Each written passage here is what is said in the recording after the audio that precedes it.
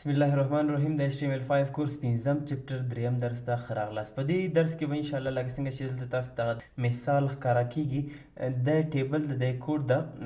په دې کې به تاسو ته ښکاره کیږي ګورئ دوی څه شی کړي ټیبل یې اخیستی د دې نه وروسته ټي هیډ ده. ګورئ څو برخې دي په ټیبل کې دوی څو برخې اخیستې دي. یو ټي هیډ ده یعنی تر دې پورې ګورئ ټي هیډ دلته کلوز شوی ده لکه څنګه چې دلته ښکاره کیږي. د دې ریزلټ څه شی ده دغه موږ ته دا ټي هیډ ده یعنی دغه کوډ چې لیکل شوی ده د دې نتیجه ده. له دې وروسته ټي باډي ګوره دلته ټي باډي شروع شوی چې ټي آر ده پکې ټي ډي ده یعنی تر کوم ځای پورې ټي باډي ده تر دې پورې. ګورئ دا توره کرښه چې ورته کشه کړې ده تر دې پورې دا ټي باډي ده یعنی دغه د ټیبل باډي ده. او په آخر کې تاسو وګورئ دریم سیکشن دریمه برخه څه شی ده ټي فوټ ده یعنی ټي فوټ تر دې پورې ده.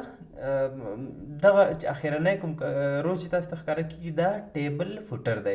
نو کله چې تاسو یو لانګ ټیبل یعنی ډېره ډیټا چې پکې وي اوږد ټیبل جوړوئ نو تاسو باید له دې طریقې څخه استفاده وکړئ چې باید درې سیکشنه ولري چې ټیبل هیډینګ لکه څنګه چې دلته تاسو ته ښکاره کېږي همدارنګه ټي باډي یعنی ټیبل باډي او همچنان ټي فوټ یعنی ټي فوټر د ټیبل فوټر. نو دا به انشاءالله موږ د اوس د کوډ په واسطه باندې جوړو چې په کوم شکل باندې یې جوړولی شو. ښه درس د شروع کولو څخه مخکې که چېرته زما یوټیوب چینل ته نوي راغلی یاست یوټیوب چینل در سره سبسکرایب کړئ تر څو زما هره ویډیو تاسو ته په خپل وخت در ورسیږي. همچنان د ویډیو لایک کوئ که کومه پوښتنه لرئ په کومنټ برخه کې تاسو کولی شئ چې په خپله پوښتنه ولیکئ. خیر راځو خپل درس ته. زه به راشم د HTML5 فولډر ته په دې کې پنځم چپټر ته راځم. دې کې زه یو نوی فایل جوړم. نیو فایل د کریټ کولو یا نیو فایل جوړولو لپاره تاسو به نیو ته راشئ. په نیو کې به ټیکسټ ډاکومنټ واخلئ. دلته ورته نوم ورکوم چې لانګ ټیبل ډاټ HTML ما نوم ورکړه. زه راځم دا انټر کوم نو دا به ماته د HTML فایل جوړ شي. زه راځم دا اوپن ویت ویژوال سټوډیو کوډ. ښه په دې کې څه کوم ایکسکلیمیشن مارک تر څو پورې چې موږ هغه د HTML بیسیک کوډ راوړو. ښه دلته څه شی کوم په دې ټایټل برخه کې زه لیکم چې لانګ چپټر 5 ثرډ ویډیو لانګ ټیبل په دې شکل باندې. ښه اوس راځو دلته موږ خپل هغه د ټیبل کوډ کو یا کوډینګ کو.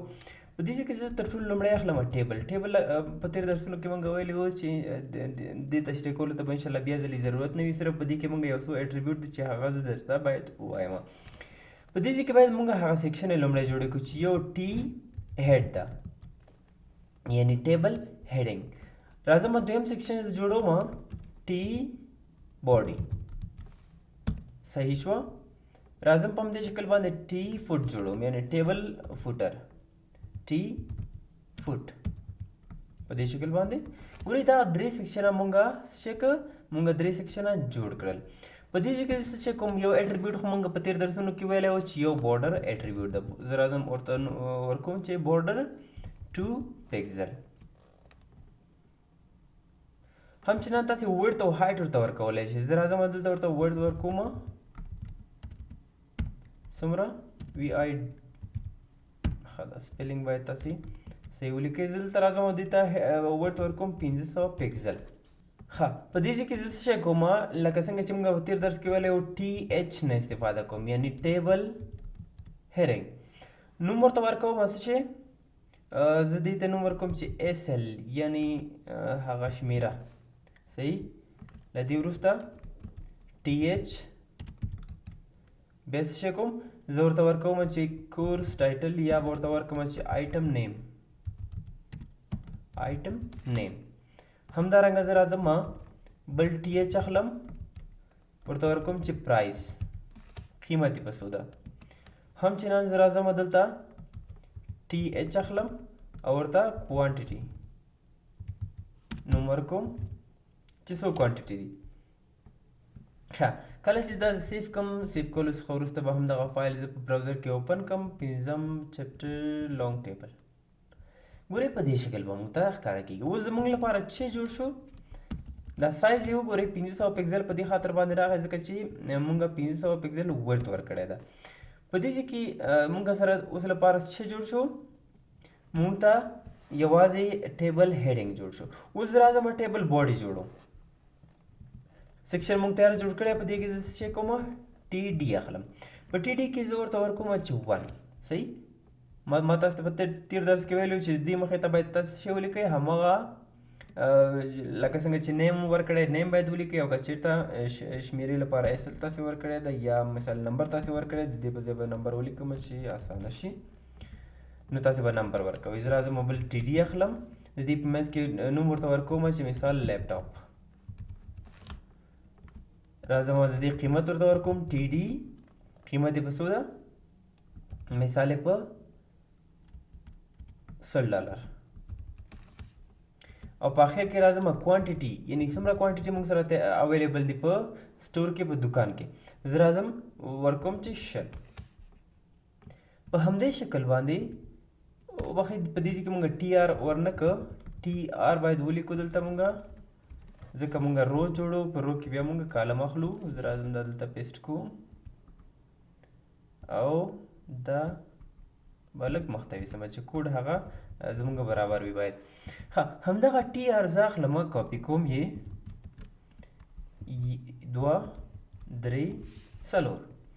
زه ورته دا شمیره چینج کوم 2 3 او همچنان 4. دې ته نوم زه ورکوم چې مثال مایک، دې ته نوم ورکوم زه کیبورډ، او دې ته زه نوم ورکوم چې ماوس. قیمت یې په څو ده، زه راځم دې ته قیمت ورکوم چې $50. د دې قیمت زه $10 او همچنان د دې قیمت زه $10 کوم. اویلیبل کوانټیټیز راځو دغه هم چینج کوو چې ډیټا باید مونږ سره صفا ډیټا وي. راځم دا څو کومه 8 او همچنان دا به خپل حالات په 100 پرېږدو. راځو مونږ خپل ټیبل ګورو په کوم حالات کې ده. زه ګوره دا ریفریش کوم. ښه، زمونږ هغه ریکارډ چې کوم اوس مونږ د کوډ په واسطه باندې انزرټ کړل، هغه به دلته مونږ ته په کوم قسم ښکاره کېږي، په دې شکل باندې ښکاره کېږي. ګورئ نمبر ده 1 2 3 4 5، همچنان آیټم نیم ده، پرایس ده، کوانټیټي ده. اوس ګورئ دغه زمونږ ټیبل هیډینګ شو، لکه څنګه چې مونږ ټي هیډ واخیسته یو سیکشن، په هغه کې مونږ ټي ایچ واخیستل، او دغه دویم سیکشن دویمه برخه زمونږ څه شوه، دا دویمه برخه زمونږ د ټیبل باډي شو. اوس پاتې برخه زمونږ د ټي فوټ دی، یعنی ټیبل فوټر دی. زه راځم ټیبل فوټر هم جوړوم. په دې کې ټي فوټ مونږ تیار اخیستی، ټي ډي پکې اخلم، باید ټي آر لومړی واخلم، ټي آر دې کې باید کلوز شي. د دې په منځ کې زه ټي ډي اخلم. ښه، اوس په دې ځای کې مونږ څه شی کوو، زه وایم چې د دې ټوټل باید ماته ووځي. صحیح، څو کالمه دي مونږ سره، 4 کالمه دي، خو دلته زه 3 کالمه اخلم. ګورئ ټي ډي، همچنان دا هم ټي ډي.